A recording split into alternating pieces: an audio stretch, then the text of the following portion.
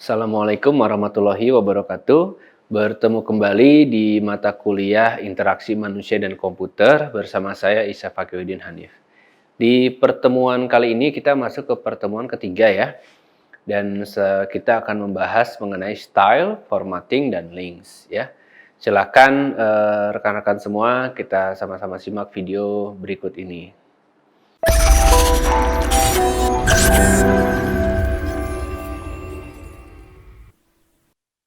Ya, di sini ya kita pertama membahas mengenai CSS ya atau Cascading Style Sheets. Adalah nih bahasa pemrograman ya yang dipakai untuk mendesain halaman depan atau tampilan website atau front end ya. Jadi ketika misalkan teman-teman nih membuat website ya, bagaimana membuat tampilan itu menarik ya, enak dilihat ya, tidak terlalu mencolok mungkin itu ya, dari segi pewarnaan ya, tata letaknya mudah gitu.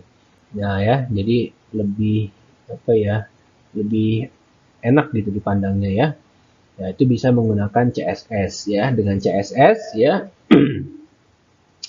teman-teman semua nih rekan-rekan mahasiswa bisa mengatur ya dan menentukan margin ya, mengubah jenis font ya, ukuran font, warna, dan lain sebagainya. Jadi melalui CSS ini kita bisa nih mengatur sesuai ya, sesuai dengan keinginan ya, jenis fontnya kah ya, jenis font kan banyak tuh ya, teman-teman bisa pilih ukuran fontnya, warna, dan lain sebagainya. Nah, di CSS itu ada 3 metode penulisan kode. Yang pertama, internal CSS. Yang kedua, external CSS. Yang ketiga, inline CSS. Nah, ini kita akan coba bahas satu-satu ya. Internal CSS ya, ini kode CSS yang ditulis di dalam tag style ya, dan kode HTML dituliskan di bagian atas atau header ya, di file HTML. Di bagian atas, header, file HTML. Internal CSS dapat digunakan untuk membuat tampilan pada suatu halaman website dan tidak digunakan pada halaman website lain. Dan ini ada manfaat ya, manfaat internal CSS. Yang pertama itu perubahan pada internal CSS hanya berlaku pada satu halaman saja. Jadi tidak berlaku ke halaman lainnya, biasanya hanya fokus satu halaman saja.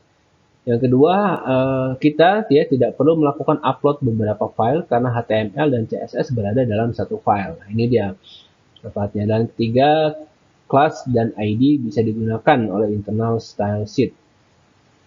Tapi ada kekurangannya ya, di sini kekurangannya tidak efisien apabila kita ingin menggunakan CSS yang sama dalam beberapa file. Dan membuat performa website lebih lemot atau lambat ya. Sebab CSS yang berbeda-beda akan mengakibatkan loading ulang ya setiap kali Anda ganti halaman website.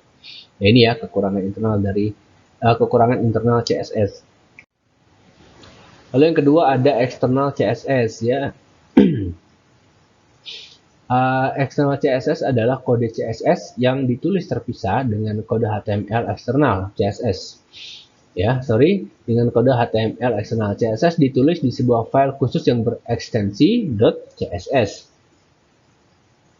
File eksternal CSS biasanya diletakkan setelah bagian head pada halaman.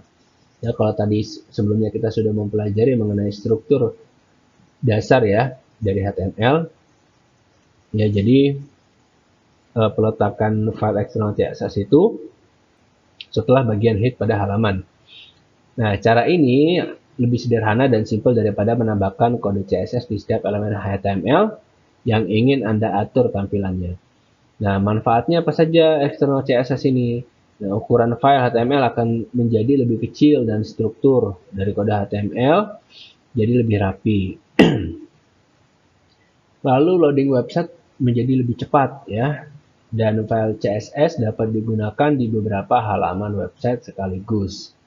Nah, tapi ada kekurangannya, ya halaman akan menjadi berantakan ya ketika file CSS gagal dipanggil oleh HTML. Nah, ini harus hati-hati. Jadi jangan sampai file CSS ini gagal dipanggil oleh file HTML dan menyebabkan halaman menjadi berantakan. Tapi ini disebabkan ya, hal ini terjadi disebabkan karena koneksi internet yang lambat. Seperti itu. Lalu ada inline CSS. Nah, ini inline CSS ini adalah kode CSS yang ditulis langsung pada atribut elemen HTML. Ya. Setiap elemen HTML memiliki atribut style. Disitulah inline CSS ditulis. Nah, itu dia. Nah, ini ada manfaatnya nih ya. Manfaatnya itu yang pertama sangat membantu ketika Anda hanya ingin menguji dan melihat perubahan pada satu elemen. Yang kedua, berguna untuk memperbaiki kode dengan cepat ya. Dan ketiga, proses permintaan HTTP yang lebih kecil dan proses load website akan lebih cepat. Nah, namun ada kekurangannya, ya tidak efisien karena inline CSS hanya bisa diterapkan pada satu halaman, pada satu elemen HTML.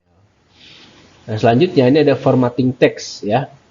Jadi ada aspek-aspek dalam teks yang perlu diperhatikan. Yang pertama ada text color ya.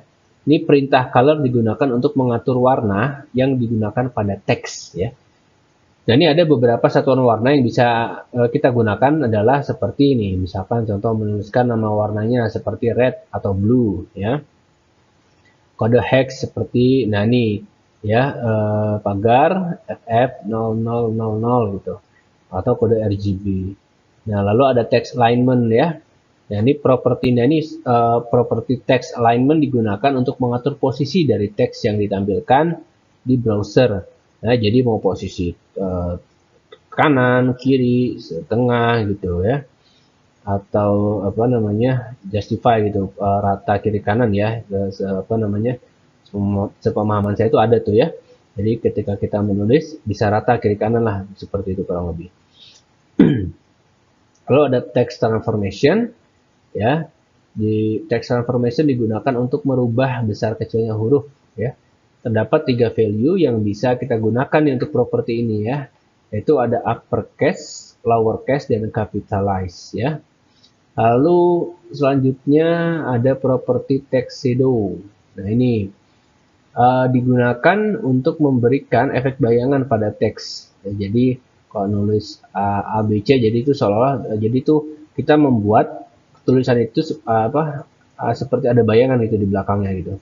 Kan memberikan efek bayangan gitu di belakangnya kurang lebih seperti itu. Nah, ini lanjutnya hyperlink. Nah, tujuan kata hypertext dari HTML adalah membuat sebuah teks yang ketika diklik akan pindah ke halaman lainnya. HTML nih menggunakan tag ya, tagnya A ya, buka kurung tajam, A tutup kurung tajam untuk keperluan ini.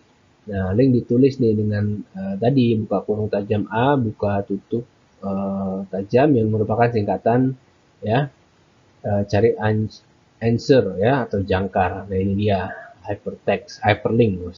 Baik, untuk pertemuan ketiga ini saya cukupkan ya, mudah-mudahan bermanfaat dan jangan lupa mencari sumber referensi valid lainnya. Saya akhiri, wassalamualaikum warahmatullahi wabarakatuh.